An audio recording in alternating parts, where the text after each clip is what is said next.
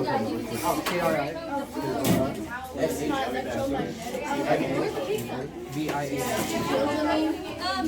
Alright, go ahead, fellas. The planes to fly the most efficiently. And by efficiently, I mean more distance and higher height. Basically, we're trying to see what engineers would use for shorter distance planes, longer distance planes, military planes, fighter planes, and all of them.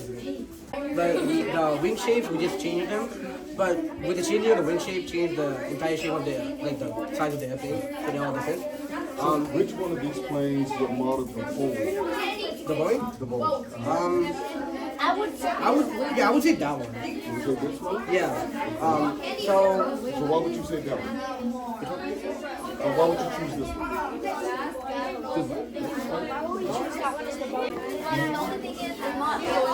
It's not that too. So the shapes of these wings are. How many are there in the project? Only you three? Us three. Okay. Okay, so hello everybody. Today our project is about does wing shape affect airplanes? So my name is Krishnavian. My name is Timon. My name is Brian. So the purpose of our project is to see which wing shape is most optimal for an airplane to fly most efficiently. By efficiently, I mean fastest and high. So based on a wing shape, many engineers have to use different wing shapes for long distances, short distances, military, all these different types of planes. So our hypothesis is that the airplane with the wider wings will create more lift. This is because it has more air under it and it can fly farther. So the independent variable in this project is the shape of the wings because that's the thing we're changing and we're experimenting on. The dependent variable is the distance we're measuring because it's the thing we're measuring. And control variable, which is nothing that changes, which is the thing that doesn't change. So the place we stand in and of course we use stuff. And the materials. What we used for the materials was paper to make the airplanes, a notebook and a pencil to record the data, a ruler to use to measure the distance of the plane's Distance? and this board to make this project. So first, to understand this project, we have to know aerodynamics. There are four main forces: lift, gravity, thrust, and drag. Lift is what lifts the plane up into the air. Gravity, which you probably know, brings the plane into the ground, pulls the plane down. Thrust makes the plane move, and then drag brings it back, slows it down. So wider wings create more lift, slimmer wings create more speed, and balanced wings, so symmetrical wings, will create will stabilize the plane more. And we have to use all those three variables to make the best plane we can. Just the title, the wing shape affect airplanes. We chose this because it affects real life.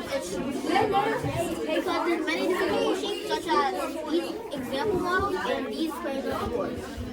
This matters because we will find out which one has the best drag, lift, thrust, and will travel farthest. So the way we made these planes is that we use the same base for these planes, but we changed the wing shape. So basically this was a trapezoid, this was slim triangle, this was wide triangle. So we stood in the same place and threw the same force for the fairness of the results. Results are the average distance alone. Data collection the data collected was very, very different. So firstly, the trapezoid wing plane, which is this one, you can tell the trapezoid, we got an average of 32.67 feet. The reason why we put 6.7 is because we have rounded up, because we don't want it to go on forever and forever.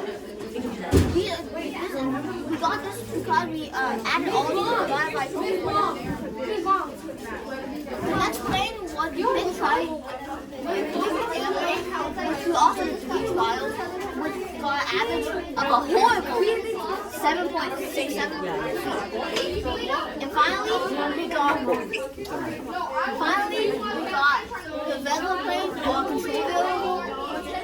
Control slim triangle plane, we got a 10 feet average.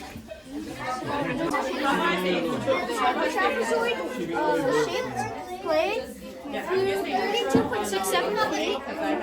The slim triangle wing plane flew 10 feet. And the thick triangle wing plane flew 7.67 feet. Conclusion.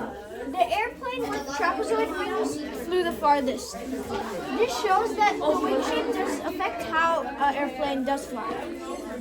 The results supported my hypothesis because the airplane with wider wings stayed in the air longer and traveled a greater distance. It also glided really well, and this experiment helped me understand how wing shape changes lift and wing flying performance. The demonstration.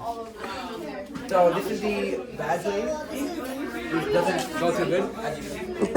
This is the Slightly better one. Yeah, the whisper. But that's a slightly better one. And this is the best one. Whoa! So Yeah, that's good one. the wing shape does matter. Yay! Good one, guys. You guys did. So if you want, Good job. yeah.